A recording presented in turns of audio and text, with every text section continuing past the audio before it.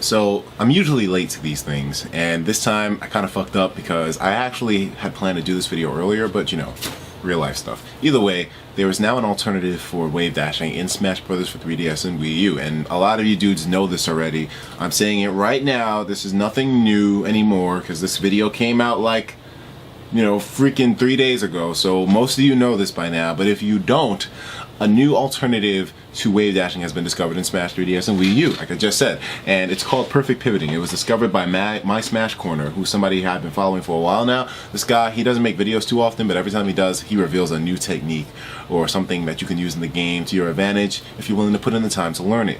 Now, the most recent thing he did is called Perfect Pivoting, which is basically an alternative to wave dashing, and it's crazy how he discovered this, but it's actually really useful, really practical, and something that I feel like everybody could implement into their regular playstyle if they work hard to figure out how to do the thing.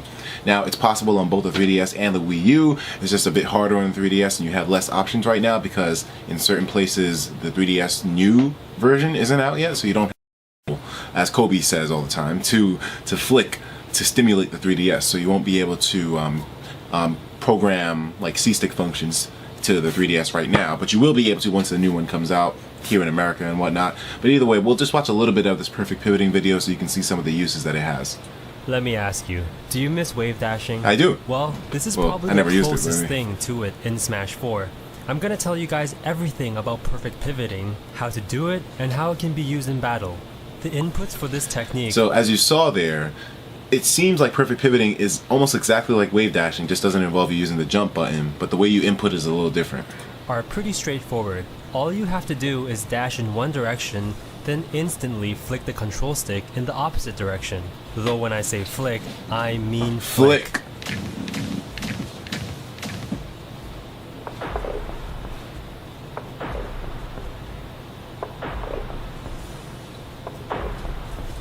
When you first try, as you can see, it's really tough to pull off. I mean, if you want, you can try it right now on your controller. It's going to be difficult, and I haven't even managed to do it that often on my 3DS yet because that's where I've been practicing it. But, you know, with a lot of hard work, you know, just gotta keep repeating it until eventually it just gets like freaking engraved into your brain. So keep trying if you're not successful with it at first. This, you might accidentally do an on-spot dash. This means your flick in the opposite direction is held for too long. It'll definitely take some practice, but once you get the timing down, it'll become second nature. Okay, so now that you know how to do it, what can you do with it? Oh man. Well, perfect pivoting by itself can already be a good spacing and mind game tool, but the best use for it in my opinion is definitely combining it with an attack. Of course. Perfect pivoting into jabs can be a safe and quick way to catch incoming opponents. If you change your C-stick to tilt instead of smash attacks, you'll even be able to perfect pivot into tilts, essentially sliding tilts. Same goes for smash attacks. The effect is very similar to wave dashing into attacks in Melee. Aside from giving... Yeah, so as you guys can see there, this is basically a new method for wave dashing. Now, is this going to pick up that fast? I think it already is. I mean, I haven't really seen any tournaments using it yet, but this seems like such a practical thing, and it doesn't really seem all that difficult to implement. There are some people that are saying it's tough to pull off, and I'll say that it is on the 3DS, but you know, I feel like once I get like a little analog extender for my 3DS, then it'll be a lot easier to do. But for now, it's tougher to do on the 3DS, but you could pull it off. And let's see some more. Here's my favorite part actually, where he shows off how you can use it. Of course, then throw out the move. Now you have a faster alternative. So far so good, right?